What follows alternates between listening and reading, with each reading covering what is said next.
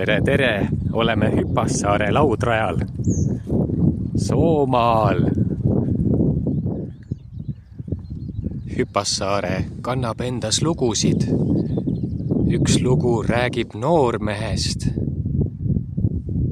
kes hüppas Rabasaarelt Rabasaarele, muudkui hüppas Rabasaarelt Rabasaarele, et jõuda oma kallimani teisel pool raba.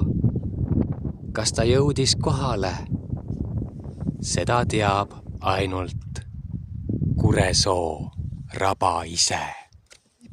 Kas sinu arvates on ka see Hüppassaare rada üks Eesti kaunemaid? Jaa, see on küll. Ma vaatan ümberringi, nii äge ja ilus on siin kõik.